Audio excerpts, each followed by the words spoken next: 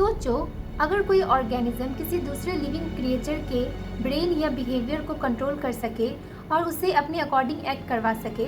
सुनने में ये साइंस फिक्शन लगता है, लेकिन नेचर में ये सच में होता है। आज हम बात करेंगे कुछ ऐसे पैरासाइट की जो सिर्फ होस्ट के अंदर सर्वाइव नहीं करते, बल्कि उसके बिहेवियर को मैनिपुलेट भी कर देते हैं। सबसे पहले समझते हैं पैरासाइट होते क्या है। पैरासाइट एक ऐसे ऑर्गेनिज्म होते हैं जो किसी दूसरे ऑर्गेनिज्म, जिसे होस्ट कहते हैं, उसके ऊपर या अंदर रहकर बेनिफिट लेता है, यूजुअली होस्ट को हार्म पहुंचाते हुए।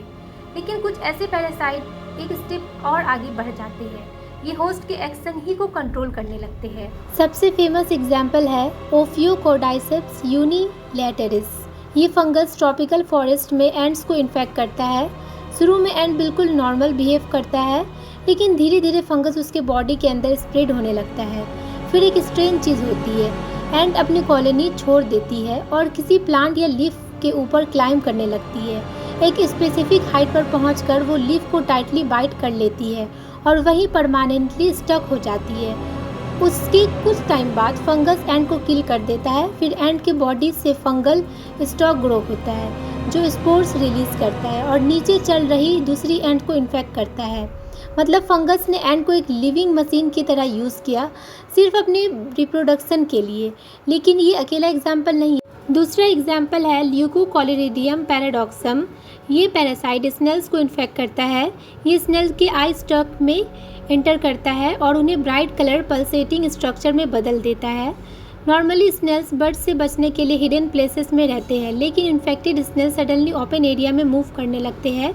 बर्ड उसे देख लेता है और उस आई स्टॉक को खा जाता है।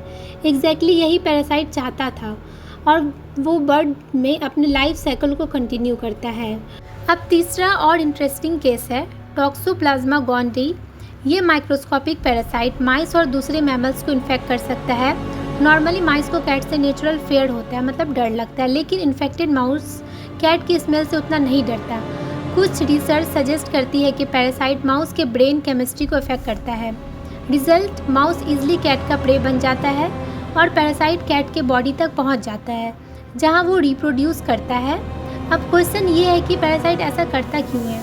साइंटिस्ट के अकॉर्डिंग कुछ पैरासाइट नर्वस सिस्टम को अफेक्ट करते हैं, कुछ केमिकल सिग्नल रिलीज करता है जो हार्मोन्स, मूवमेंट और बिहेवियर को चेंज कर देते हैं। सिंपल वर्ड्स में समझो, ये ऑर्गेनिज्म बॉडी को अंदर से हैक कर देता है। ये हमें एक शॉकिंग बात समझाता है, कभी कभी बिहेवियर सिर्फ ऑर्गेनिज्म खुद कंट्रोल नहीं करता, कभी कभी कोई और इनविजिबल ऑर्गेनिज्म उसके डिसीजन कंट्रोल कर रहा होता है। नेचर हम जितना समझते हैं उससे काफ़ी ज़्यादा स्ट्रेंज है और इस वक्त भी कहीं ना कहीं कुछ टाइनी पैरासाइट साइलेंटली किसी ऑर्गेनिज्म का माइंड कंट्रोल कर रहे होंगे।